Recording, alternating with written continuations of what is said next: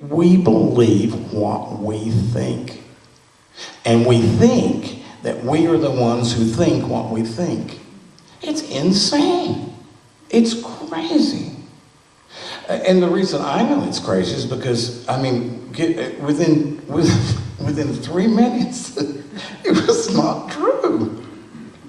Right? It wasn't true. I didn't dislike her. I liked her a lot. I mean, she's just cute as she can be.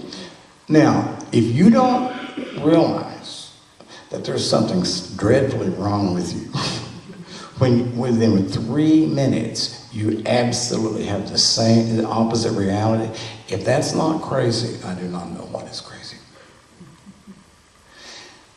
Who in here is not fused in her mind? And boys, change that to his. Who is not fused in their mind? Raise your hand.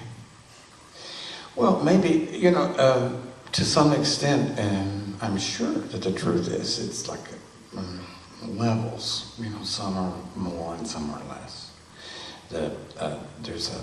It's like, in other words, you can be deeply in the dream, right? Profoundly in a dream. If you're profoundly in a dream, it's real. Or you can be somewhat close to waking up, right? So that, and some people literally wake up from their dream and they go back to sleep to get back in their dream, if it's pleasant particularly, right? So the point is that you can be profoundly in the dream, and the dream is nothing but what I think is real. So the teachers have taught us forever, for thousands of years, that we wake up to a dream.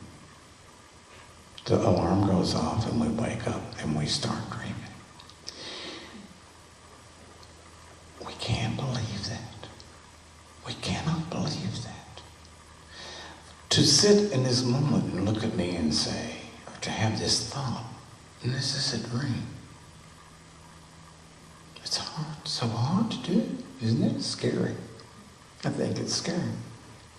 But the truth is, if you are believing, your form, feeling, perception, the story, and the consciousness, we're all dreaming together.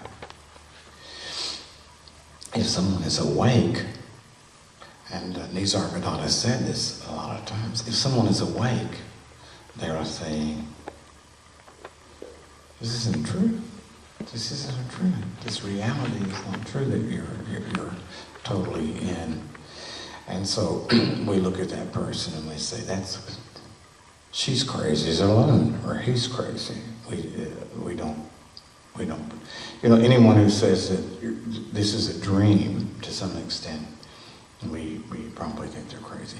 This is the absolute. This is not the relative. I mean, what I'm talking about, this is like in terms of the Zen. This is the absolute. And it's very, very difficult because it's not the reality that you live in and I live in the world. Everything in the world supports the dream. Doesn't it? Who do you know who is engaged in trying to get you to wake up? All right?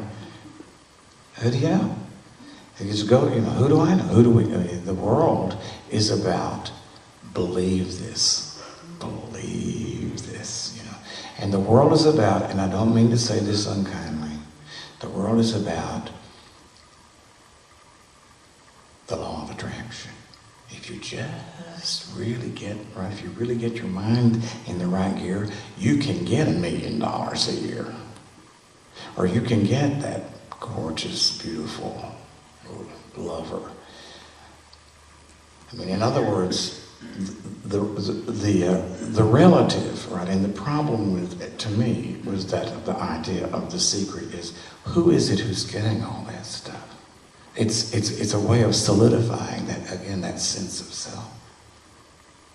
Because the absolute is about trying to break through and to perceive the delusion